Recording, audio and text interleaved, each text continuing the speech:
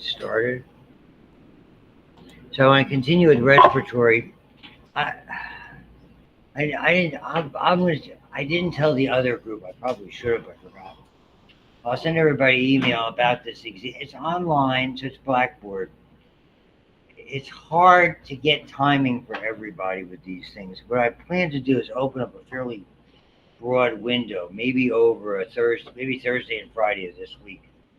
We should be able to get it in, and so there's bound to be a time over, effectively more than a 24-hour span when you can spend an hour doing the test.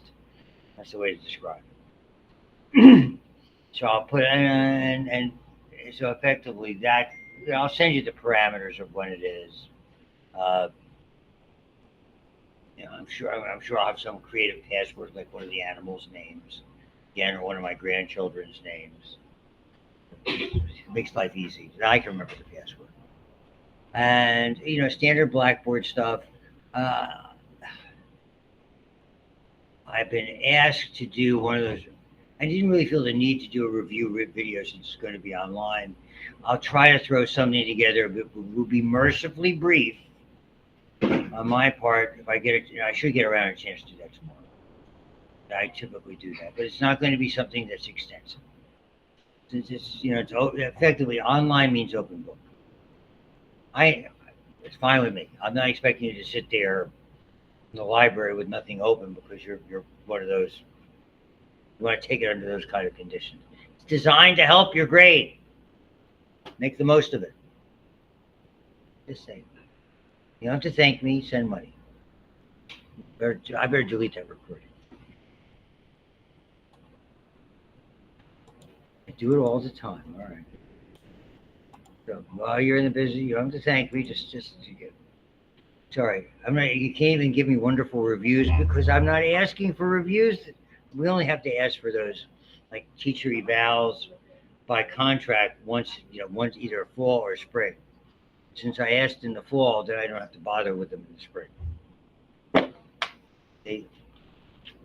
So I'm doing this without any opportunity for tangible gain. Yes, mate. So we can rely on like the blood vessel and the lymphatics, like right. Outlines that you absolutely. Absolutely. Yeah, I mean, a lot. Use that. I mean, I've got those outlines. They're there. Use them. I dare say more than half, 2/3 of the test material is inevitably found in those outlines. I don't know why more people look. I'm not here to be critical. You have to do whatever works best for you. As long as you have a successful strategy, it doesn't matter. I mean, I never took issue with people cramming for tests the night before. Or being obsessive is having a study. Well, I have to do an hour of anatomy every day. Whatever works for you. So it's okay. We're all different. I mean, my best friend when I was in medical school, I mean, they come over and study my place. The first night he comes over, he brings a 6-pack. Oh, I learn better when I'm having a beer. He passed. He got through. Wasn't an academic superstar, but he always had a good time. I'm not joking. Yeah, he had a very different way of looking at life, having spent several years in Vietnam, in that war. Not pleasant. Moving on. So we're talking about breathing today. Okay, and understand breathing is something that should be effortless. And again, just in and out, inhalation and expiration. There's really one respiratory cycle that's there. And we looked at some of this stuff with the pressures and things. This is what it should be. Breathing should not cause you any difficulty, just like walking. Yes, we're using muscles, but we're using them in such a way that they're causing the minimal effort or workload. They don't take away from other things that we might be doing. Whenever it doesn't work right, it's a problem. Anything that restricts your breathing, whether you had a bad cold, whether you caught the flu, or whether some idiot who smoked for 40 years and got emphysema. Thankfully, I was not lucky to be not in the last part of that idiocy. Okay, now what you start to do is what you can see down here. People are having difficulty bringing in air or moving out air, and they have to start using accessory muscles. That's fatiguing. Anytime you have to use more muscles, it's no different than if you stub your toe or twist your ankle, you walk differently. You get sore, muscles hurt, you can't go as far, you have to stop. Things that should be more or less effortless and utilizing very efficient ways of utilizing energy. They're great when they work right, and they're bad when they don't. And this is one of those. All we utilize are two sets of muscles. We use the diaphragm, the big dome-shaped muscle, and we use the external intercostals. You have two sets of muscles between your ribs, one toward the interior, one toward the exterior. The exterior ones are the more powerful. There's a lot of elasticity associated with both of these structures. That plays a role as well. So all you have to do is inhale, not deep breaths. Just all of us are doing it here without thinking about it. You inhale, you expend a very modest amount of energy, and when you relax those muscles, when you exhale, you remove that stimulus. They automatically relax. Okay, the diaphragm flattens. That expands the volume of the chest cavity. The external intercostals pull it out. Remember the liners, pleura, the visceral and parietal pleura. Two moist liners have a certain amount of surface tension. So as you expand your chest cavity, the parietal pleura gives a tug with surface tension onto the visceral pleura, helping it expand. And when we say, okay, I'm ready to exhale, and it's automatic, you don't have to think about it. It's effectively on a timer, as you will see shortly. That all we have to do is relax those muscles and let the elasticity take over, allow the relaxation returning it. So what happens is when we inhale, we expand the chest cavity. That increases the volume. It's a closed space. We lower the pressure. Remember the whole thing about ideal gases and all the laws that govern how breathing occurs. They have one thing in common: pressure and volume have a constant relationship. One goes up, the other goes down. If we increase the volume, we decrease the pressure. That decreases enough to bring air in so we can facilitate the exchange of oxygen and carbon dioxide. Surfactant plays a role, all of those things. When we have to do it, if we are unable to satisfactorily do it, now sometimes we choose to do it, okay? Maybe we have to take deeper breaths for some activity that we're doing. Maybe we're catching our breath because of some activity we have done recently. Yeah, we're going to be taking deeper breaths in order to accomplish that. Portion of it's there. And they just show you some pictures about it here. So what happened, and remember the nerve that's involved in the diaphragm is the critical nerve. It's called the phrenic nerve. We learned about that early on in the course. It came off the cervical plexus when we talked about cervical, brachial, lumbar, and sacral. It came from C3, C4, and C5. Don't have to know that. But the big PHR tells you what it's all about. PHR for diaphragm, PHR for phrenic. That's why, again, when people break their neck, fall from a horse, fall from a height, hit their head, what's the biggest complication? Perhaps more than anything else, even with degrees of paralysis, is their difficulty in breathing. Inevitably, their breathing is compromised because it impacts that phrenic nerve. And so you can read through that fairly easily. Basically, by decreasing that pressure within the alveoli where the exchange takes place, we bring more air in and facilitate the exchange. They fill.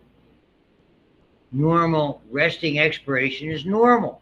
The elastic recoil of the lungs. Abdominal organs play some role, but it's more of the impact of the diaphragm.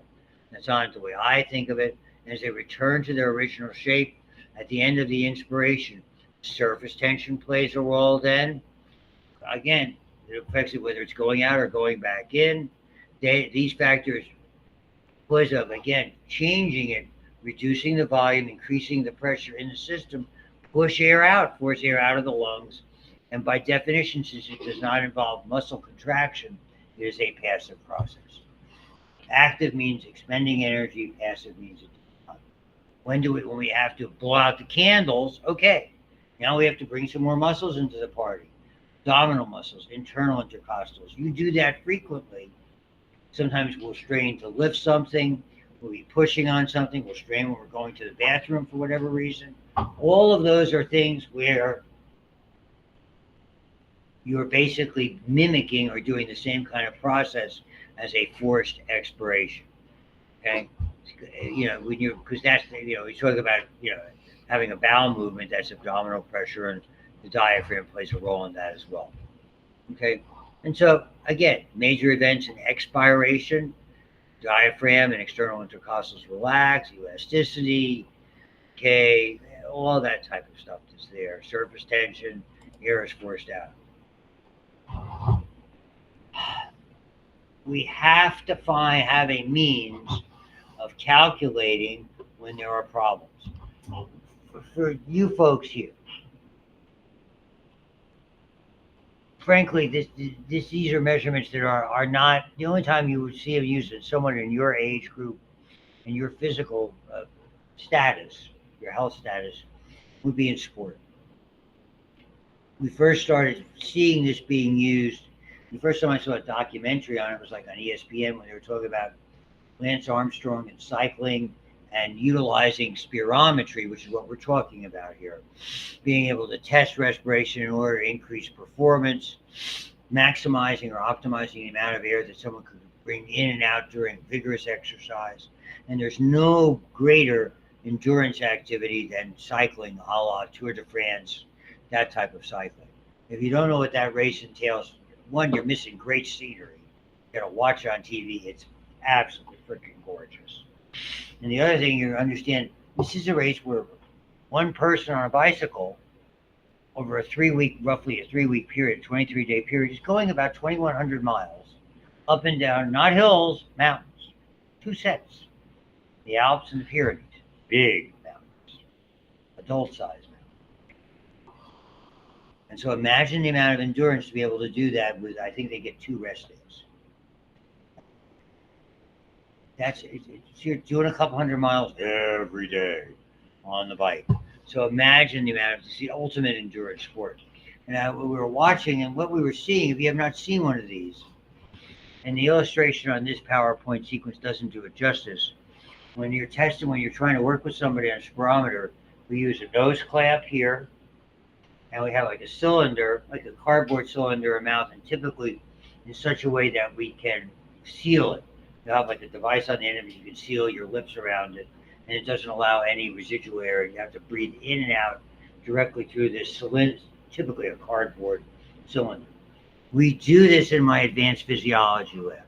Years ago, we used to use a device that basically had water in a big cylinder and you had it move. You had a way of standardizing it. Nowadays, we do everything electronically. I have a device, and I just did it last Monday with my advanced phys class, our lab. We have nose clamp. We have a whole bunch of these sterile devices that, basically that, obviously you don't want somebody breathing the same thing you were just breathing in. That we remove and hook up into this system that we utilize for different tests, testing muscles, testing nerves, that kind of thing, testing electrocardiograms, and effectively are able to measure these values in an effort to see. And the trouble is I never get abnormals because thankfully everybody's healthy, and the only one of us who would be alarmed by those values is too reluctant. I was going to use another word that describes a small poultry farm animal. Not a hen or a rooster, but a chicken. Me. Hey, I'm still here. I'm here to tell the tale. Got me on contract for at least another year. I don't look at, my wife tells me, I don't look a day over 74 again. I keep reminding her, what were you thinking? You married some old guy.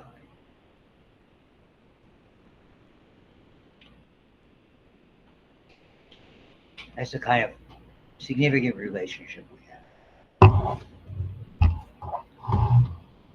Moving on. So what this involves, to be succinct, is you have different volumes. You sitting here, without thinking about it, have something called tidal volume. That's the volume of air you move out every time you breathe. Inhale and exhale, one cycle. On average, we move somewhere around a half a liter. 500 milliliters of air. Maybe a little bit less, 450 to 500, 550. There's always a plus or minus. Okay, we breathe on average 12 to 15 times a minute. So we typically use the numbers to give you the approximate value, about a half a liter and roughly 12 times. The reason we do that is we multiply them up and we get something called the minute volume or the minute respiration. That's got to be married to your cardiac output. Whatever your heart requires, whether it's beating slowly or rapidly, whether you're exercising or sitting or sleeping, your lungs have to move in an equal amount of air because you're going to have to oxygenate that much blood. So cardiac output and the minute respiration or minute volume of respiration have to be equal. They're tied together forever. Okay, and so we can calculate all of these. And so understand we can, breathing in and out isn't all the volume we have. Typically on the average chest, we probably have between 5 and 6 liters of total volume. You can calculate the total lung capacity. If you look online, there'll be a formula to estimate it based on age, body type, probably do chest measurements in a couple of areas, uh, underlying medical factors, blah, blah, blah, blah, blah. And all of that, they'll be able to tell you, well, your total lung capacity is 5.5 liters, 5,500 milliliters, and yours is 58, and yours is 5,650. So we can approximate that. Okay. But we have ways to be able to calculate very directly a number of these volumes. So when you move out that half a liter of air, like you and I just sitting here, think of it. If we say to yourself, I want to take my deepest inhale, okay, there's a lot left. And if I wanted to, having just sitting there breathing, if I had to sit there and say, now blow out the candles after I just exhaled, I can't do it quite as much. So it's about 2.5 times greater reserve capacity to inhale than there is to exhale. And what we do, these are all volumes. Tidal volume is that in and out 500 milliliters. Inspiratory reserve, how much after you inhale can you additionally inhale, taking a deep breath? Or expiratory reserve, how much you can exhale after just exhaling normally, your expiratory reserve. When we add the three of those together, when you add any two volumes together, you get a capacity. When you add those three, tidal volume, inspiratory reserve, and expiratory reserve, we get a very famous number, vital capacity. Why that is important, that is a fairly accurate measurement of the functional space in your lung to basically areas where oxygen and carbon dioxide can be exchanged. Because by definition, that's the vital thing that your lungs do. Good in with the good air and out with the bad. That's your vital capacity. So what we actually do when we test this is to be able to see it. We have someone, I had students here just last week, inhale, and I was sick. After they got used to having the nose clips on and the thing in their mouth, I did it with one gal and one guy. And I say, okay, now if you're comfortable, take whenever you feel like it, take your deepest breath that you can, and bring it in as deep as you can, and then blow it out as fast as you can. Okay? That's called forced vital capacity. We measure what the level was when they brought it in as much as they could, and when they expelled as much as they possibly could. Okay, and measured the amplitude, the difference between those two numbers, and that's called their forced vital capacity. If that's diminished, it means that your lungs are lacking. It's diminished in what it should be based on all those other factors, age, body type, chest size, underlying factors, hereditary factors, etc. Then that indicates that you have what we call a restrictive disease. Restrictive means it restricts your ability to do the exchange, oxygen and carbon dioxide. We also, the reason we tell them to blow it out as fast as they can is we want to see what we call the forced expiratory volume. That means how fast you force it out. In 1 second, you should be able to maybe plus or minus 5%, be able to exhale 80% of that air in a second. 75 to 85, perfectly good range. Maybe even a little bit give and take on that. If you can't do that, there's something blocking the road. We call that an obstructive disease. That's in your conducting system, moving the air in and out. Again, the restrictive disease is in the exchange. That's the ability to exchange oxygen and carbon dioxide in the respiratory zone. So this is what we look at, and we look at these capacities. And so the name, what we call it, is spirometry, which is short for respirometry. I beg your pardon. And we used to do it again using water. I used it here. It was a much less expensive system. It was a big basin. You fill a big like, blue thing. You fill with water, and you could move it up and down by blowing. You're displacing water when you blow into it. You displace a certain amount of volume. This is maybe those are nose clips. Can't tell. He tries to bring his mouth again. We had a very, very similar device, except not all this stuff here. And a paper graph we were doing everything on. We were plugging our system about this big with all the things coming out of it into our, into my laptop, and then demonstrating on stream. If I think of it, I'll bring in my laptop and show it to you guys next time, because I can hook it up here. And these are just some of the numbers that are there. And so this particular individual, they have ascertained what's called the total lung capacity. Notice that when you add the tidal volume, 500, the reserve inhale, 3 liters, the reserve exhale, a liter plus a smidge, you accounted for a vital capacity of 4,600 milliliters. That left of what they call the residual volume even stays in the lungs. And that's about right. It's to some extent dead space. I think it's a poor term. We always have a certain amount of air in the bronchi and in the lungs themselves that's there to keep them inflated and to keep the bronchi open.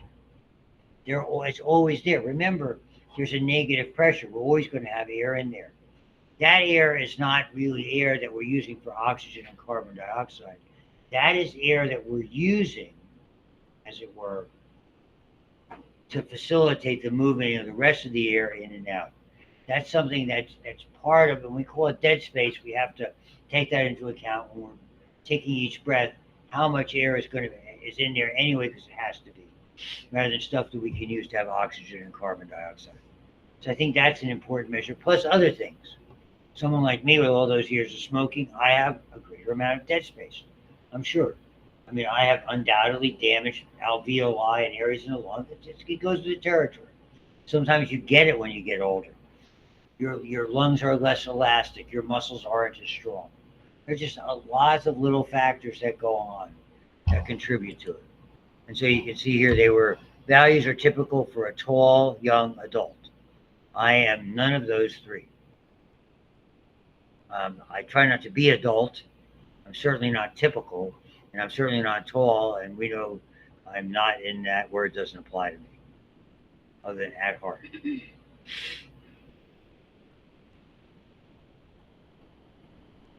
I probably have to change my last name to Young in order to be considered young. Thinking of doing it. Could I make myself more serious? I could change to my wife's name. Her last name is Graves. So people could tell me I was Grave.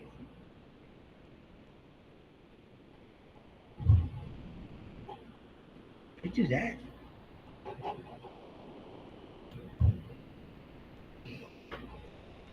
So here's what it and this is the measurement, what it looks like and you'll see it. If I can do this on and bring this in for you to see it on the graph paper, electronically speaking, you will see that this is very similar to what we measured, showing it up and down. I typically say the results from students who have done this in the past. There's a lot. It's a school system. It's not 100% accurate.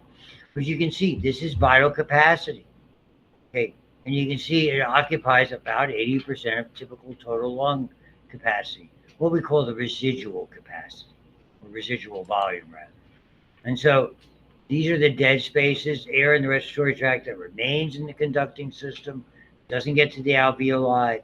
These are some alveoli that over time, and even if you had a bad flu, you're going to lose some of it. You just don't. There's going to be areas of your lung are not necessarily as functional realistically as they should be. Okay? And so we add this up under normal circumstances, this anatomic dead space and physiologic dead space.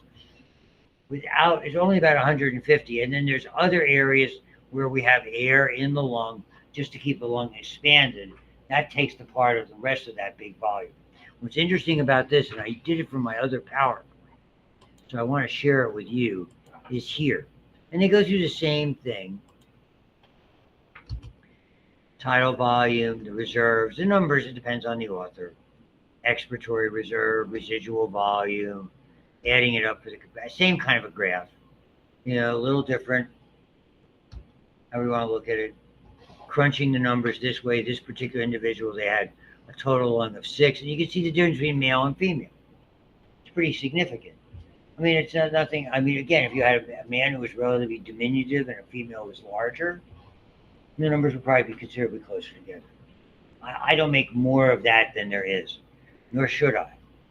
Okay, or anybody. There's so many variables. Like I said, there's a chart, and that's one of the things when you measure the vital capacity, then you can sort of extrapolate and because you have an idea statistically what the total lung capacity is, and so you can pretty much figure out that what's left, that residual volume and or residual capacity, see how much is not being used. But this is a big number about this, as they were saying about the dead space, and I'll show you. Flip over to here and give you an idea. It's a very interesting graph. But they did this for round numbers' sake. If you and this is a little more rapid than normal breathing.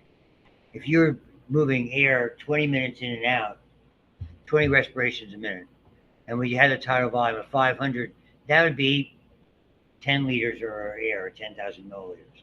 That, because of that 150, effectively only 350 is useful. So what's the efficiency rate on that? 70%.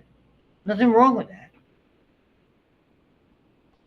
What happens if we wrap it? All of a sudden you get very excited. People start to hyperventilate.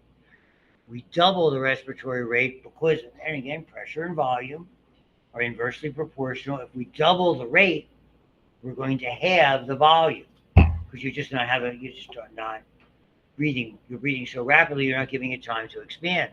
Now you're only bringing in 2, you're still getting a 10,000, but look what happens. Effectively, only 100 of that 250 is useful. That's 40%.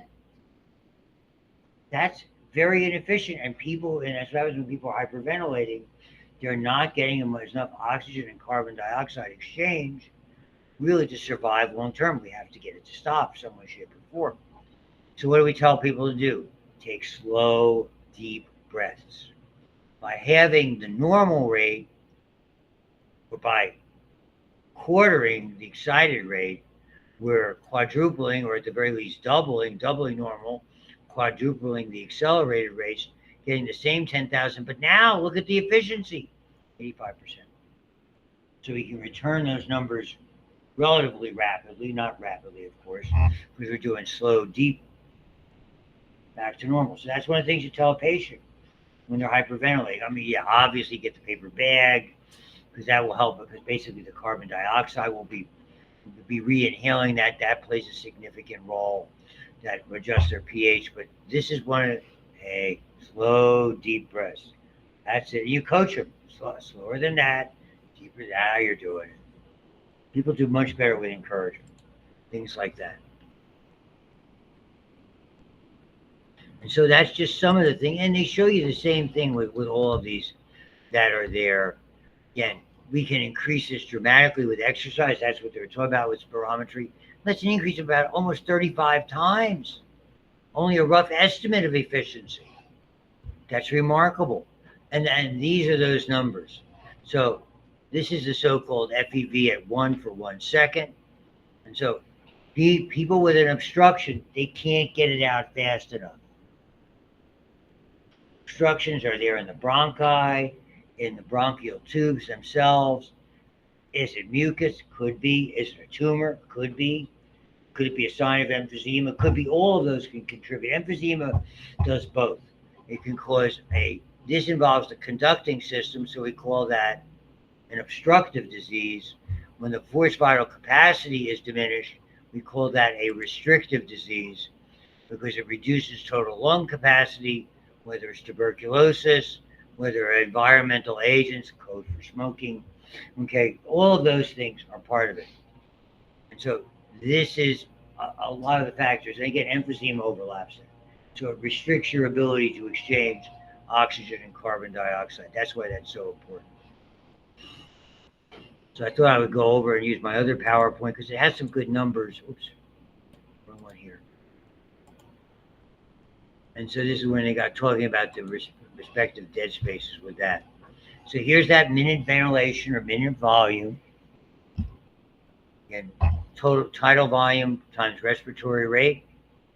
Okay, here's that alveolar ventilation rate we just talked about. So this is the volume of air that reaches the alveoli each minute. That's what I was saying with 150 milliliters of dead. This is important value since it impacts oxygen and CO2 in the alveoli.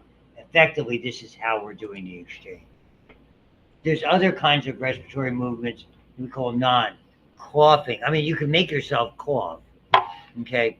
But sometimes you'll just cough because you have to, or sneeze because you have to, laughing and crying, hiccuping, yawning. All of these, effectively, they're respiratory movements, but we're not benefiting by air moving in or out. We may benefit coughing or sneezing by clearing the passageways. And you can maybe not voluntarily sneeze, but you certainly voluntarily cough if you feel like, oh my God, got to get rid of this stuff inside of me. So they just go over some of these things that are there. Even speaking is a non-respiratory air movement. And then it goes into some of the disorders, which I think are important to note. Asthma, it's funny. The area where we have the most resistance, our big bronchi are so wide, it isn't a problem. It's the bronchi, and again, it's not that they're collapsing. As they get, the resistance is a total of both the number of tubes and basically the cumulative diameter of all of them. So as we get to the medium bronchi, second, third, fourth orders of bronchi getting smaller, there's actually a little more resistant, and it drops off after that. As we get to the bronchioles, there's not a lot of resistance to air, okay? Because there's so much surface here. Remember, there's 23 orders of divisions, and you have just, literally thousands of passageways that you have to add up diameter for. The interesting point about that is what causes the problems there is they go into spasm. And the spasm can be asthmatic in origin, it can be allergic in origin, which is really an offshoot of asthma. There can be blockages, there can be chemicals, there's all sorts of things that can lead to it. Typically, when we talk about bronchial asthma, inhaled pollens, various allergens, typically it's the smaller airways, mucus and secretions accumulate. And again, as we get smaller, we no longer have the cilia. We're starting to make a transition to simple cuboidal and eventually simple squamous. The cilia help to clear them. So we have to rely on other cells to clear them. Okay. Now, an emphysema, different. Okay. The alveolar walls, and you'll see the illustration. What happens is very severe. Emphysema, again, means trapped air. What happens is the walls deteriorate. You have less effective surface area. And because of that, it's not as though now there's a bigger pocket that's better. Bigger is not better because that pocket contains less area for the actual exchange to take place. They lose their elasticity, less capillaries. This is when you have this muscular deficit, so to speak. So, and like I said, emphysema is sort of over because emphysema can yield, we can see signs of it in both the upper and lower respiratory tract here. When we see blockages, chronic bronchitis, kind of allergy, I mean, those are things that over time can be much more obstructive. So I would dare say there's a fair amount of combination of those. So this is an example of what trapped air means, what emphysema really means. You look at all the surface area, look at all the blood vessels that are there. You can see the nice color that's there. These are all areas with more and more alveoli, and all of these, where these liners are, effectively we can facilitate oxygen and carbon dioxide exchange. Where here you can't. This air is trapped. It's all stucco.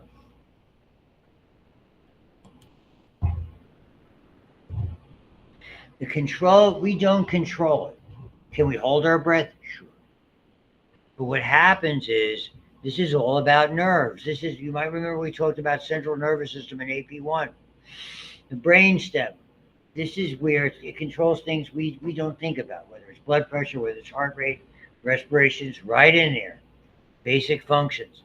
Mostly they're in the medulla oblongata as well, and then there's another area in the pons, as you can see, and it's like a metronome. If you know what one of those are, like in music class, they would have that.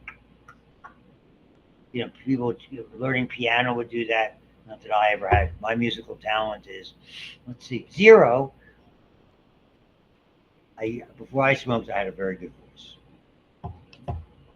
Now my wife has 2 words about my voice. Don't sing.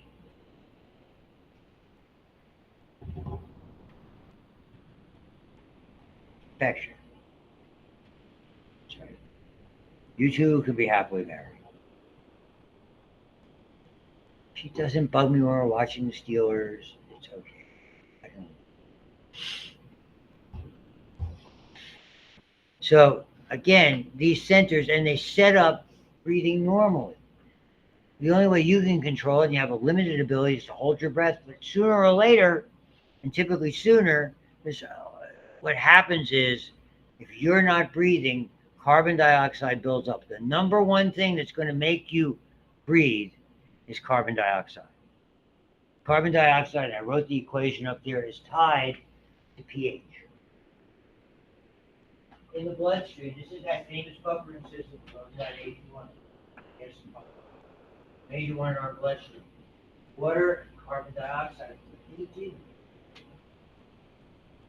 So you get together in the bloodstream, you have an enzyme called carbonic anhydrase, and it makes this precursor.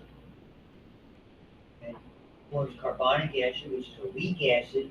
Weak meaning it really only a tiny amount ionized. Okay, so the more carbon dioxide, effectively it'll make more of these protons, it'll increase the acidity, it'll lower pH.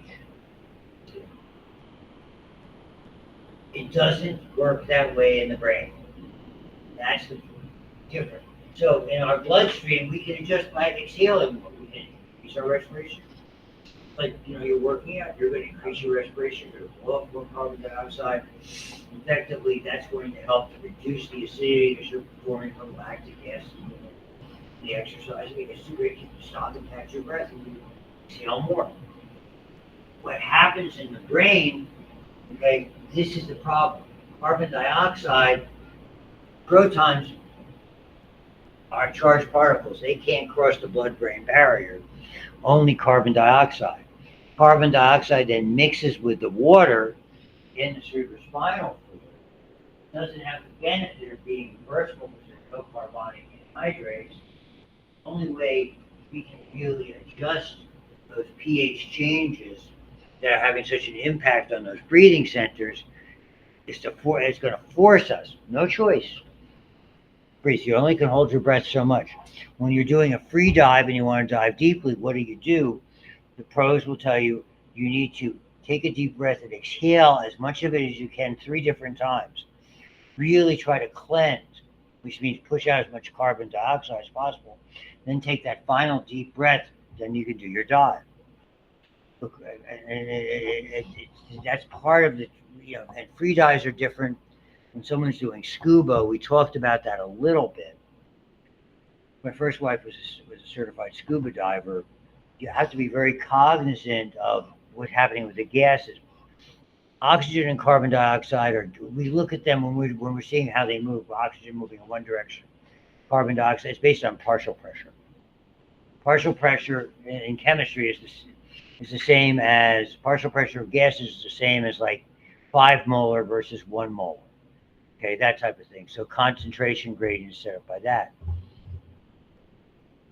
Our gases are about 80-20. Nitrogen, 80, 20 for oxygen, a little bit of carbon dioxide. When you're underwater for long periods of time, as you increase the pressure, as you go underwater, not so much with a free dive, you're just not down there long enough. What happens when you're scuba diving, it forces the nitrogen gets forced in, and there's 4 times as much as oxygen. If you come up too fast, the nitrogen comes out very rapidly, this large amount, and you don't get the same effects with the oxygen. And what it does is it clogs your blood vessels. You get something called the bends, and they happen relatively quickly. Those blood vessels occlude or block fluid. It's not the bends has nothing to do with this. It's you're doubled over in pain, and eventually, effectively, those nitrogen bubbles are not going away. Oxygen, you have a better chance of getting rid of. The nitrogen bubbles are not going away. So what you have to do, if somebody has to come up because, let's say, they had a problem with a regulator, where it was a hose or a tube, and you had to come up fast, hopefully whoever you're diving with, and even pros don't want to dive alone. Basically, you have a spare set of tanks, you can get rid of yours, come up, exchange yours, grab a new set, go down and do what's called decompression stops. Everybody's got a dive watch. Everybody has a calculator for decompression when they're diving at that, and they're able to bring themselves up. I got to stop here for 5 minutes and here for 7 minutes, etc. Because you know how much air you have left in your tank. If you don't, they have to, in order to avoid dying, they have to go through a decompression chamber, which is where they will have it'll be hyperbaric air, high pressure air. You're in a closed tank. They seal it. Like imagine you're on the submarine museum, and you're closed that. Now you've got a sealed environment. You increase the atmospheric pressure by pumping in more air. That forces the nitrogen back into the bloodstream, and over maybe 10, 12 hours, you gradually decrease it. Hyperbaric's been around for a long time. We use hyperbaric oxygen for wound healing. We use hyperbaric oxygen sometimes to treat diabetics with gangrene. And again, it's a high pressure. Oxygen's tougher because of toxic derivatives of oxygen, and we don't like to use it in kids. Just for example,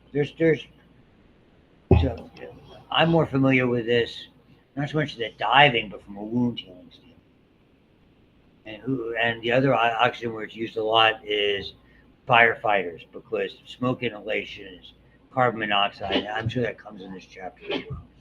So let me finish up with what I'm doing today. So this is just part of it, and they're showing the disease groups that are there. This is the nugget about the pressures I was just telling you about. It's roughly 80-20, a little bit more oxygen, a little bit less nitrogen, but again, partial pressures equal. That's the concentration gradient. When we look at it, that's there. As you're going to see in the lung, there's a fairly large gradient in oxygen on these pressures, fairly small on carbon dioxide. Why do they move equally? Carbon dioxide is much more soluble in membranes. It gets through the membrane a lot easier than oxygen. And it's all about molecular shape. Not that, that's something you should remember. You don't have to do the shape, but understand that. And here are the control factors. Now they list oxygen first. Something we're going to get to probably tomorrow, bigger part on Wednesday, is the hemoglobin the oxygen dissociation curve. Very interesting. You're going to learn a lot about that. That's maybe the most important take-home piece of this. Is something why we have those neat little monitors on our fingers called pulse ox when you're in the hospital. Because it is, ladies and gentlemen, a very, very, very slippery slope. Scary. Okay. Partial pressure of oxygen, not the most. If it's your oxygen that's making you breathe, you're in big trouble. Carbon dioxide and its tie-in to hydrogen ion are the big deal. Other things, as you get older, you're less stretchy, emotional. We tend to hyperventilate. Physical activity plays a role with it. There's lots of different receptors. These are the players: CO2, hydrogen ion. So, mainly monitoring pH. Low blood PO2 does not have much effect. Hydrogen ions don't cross, but CO2 crosses, binds with water, and makes that carbonic acid. It disassociates there into hydrogen ions. These ions are detected centrally, and we're going to talk about chemoreceptors and baroreceptors. So hydrogen ion concentration, as I said, directly linked to CO2. That's the reaction. So either of those, increase in those in blood leads to increased alveolar ventilation. In the bloodstream, we know what we got to do: breathe in and out faster. But it's a little bit here, it does the same thing, it's just more aggressive. Okay? That CO2 is such a big player. That's part of it. And then we're going to look at these different things: chemoreceptors, pressure receptors, and we're going to stop here. So thank you very much. We're good. That's where I stop with the other group.